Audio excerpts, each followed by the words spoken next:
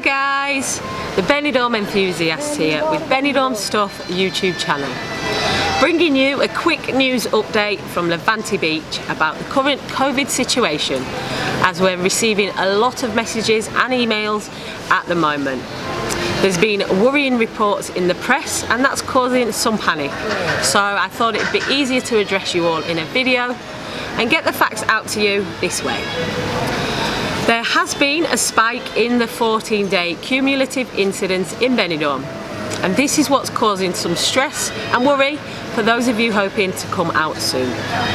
The 14-day incidence rate is currently 274 per 100,000, and this is around 6 times the national average for Spain, which is 46, and the average for the Valencia region, which is 49.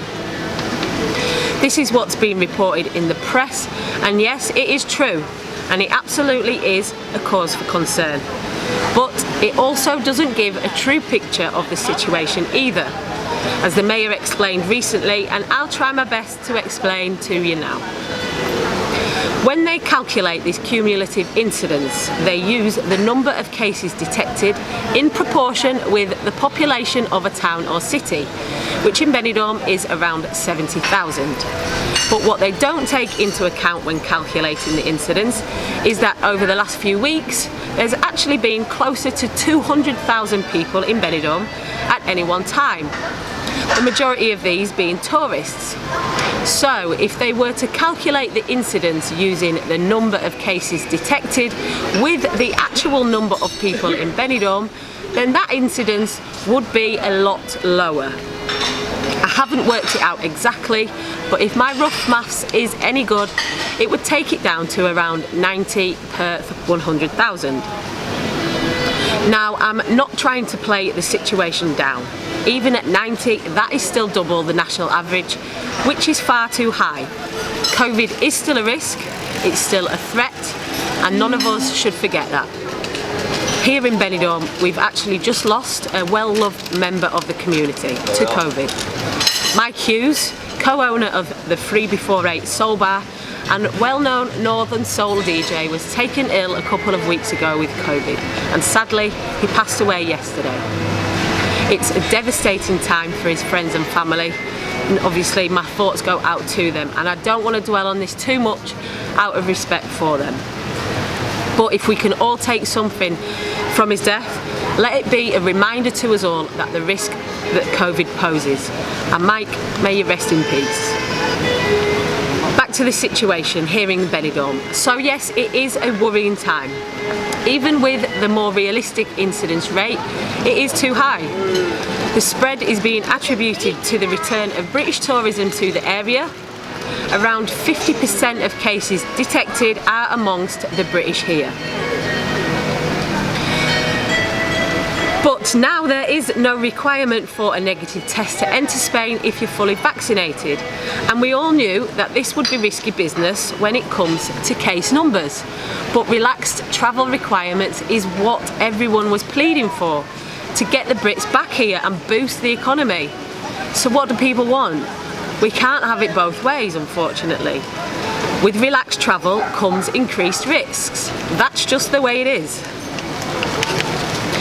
It's also been reported by some outlets that the British are not respecting the rules here at the moment, and that's why it's spreading faster than it should be.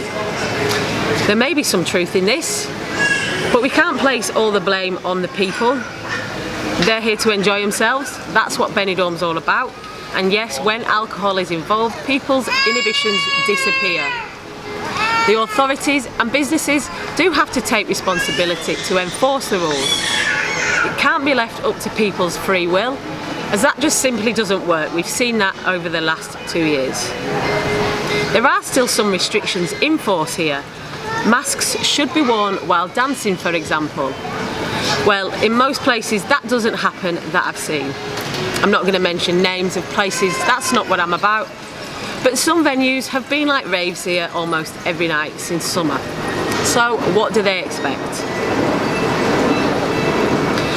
Some say it's time to get on with it now, and I do agree to some extent. 80% of the population in Spain is fully vaccinated now. And when you apply the numbers to the population over 12, 90% are vaccinated. So yes, there has to be that point in time when we get on with things. We're not going to eradicate COVID forever, but that also doesn't mean we should drop our guard completely. There are still lots of simple things we can do to keep ourselves and those around us safe. Wash your hands, use sanitizer regularly. All these basic things seem to be getting forgotten. With regards to restrictions being brought back in, as some people are also worried about that now, nothing has been announced at the moment. There are no changes to current restrictions. I think it will be a case of making sure that the current restrictions are being adhered to first before they think about bringing in any new measures. The Health Minister for the Valencia region, Ana Barcelo, has stated that they are concerned about the situation in Benidorm and hasn't ruled out reintroducing restrictions if it worsens. They'll be keeping a close eye on it over the coming days, and if there's any changes, we will of course let you know as soon as we can, either on here, on the Benidorm Enthusiast platforms, or both. A lot of you are also asking about the November fiestas, just around the corner now. The official Spanish fiesta is going ahead, but not all the events as would be normally will be included. There will also be strict COVID controls on the events, such as concerts, things like that, which will draw big crowds. So it's not going to be a completely normal fiesta. When we have a full itinerary of the events and more details of where and when things will be held, we'll do a video for you. When it comes to the British Fancy Dress Day, I really can't tell you how that's going to go yet. The bars have all been gearing up for it, but these latest figures could throw a spanner in the works. If they reintroduce capacity restrictions, it's going to make it very difficult for everyone involved. We all want the day to go ahead, but of course it has to be done safely. Once again, we will let you know as soon as we hear any updates about the Fancy Dress Day. That's about it from me today, guys. On the upside, our sunshine has returned after a pretty miserable few days with rain. It's beautiful here today, 22 degrees and glorious blue skies. So if you are on your way to Benidorm, weather-wise, you're in for a treat. Thanks for watching. Make sure you subscribe to the channel so you don't miss any future updates.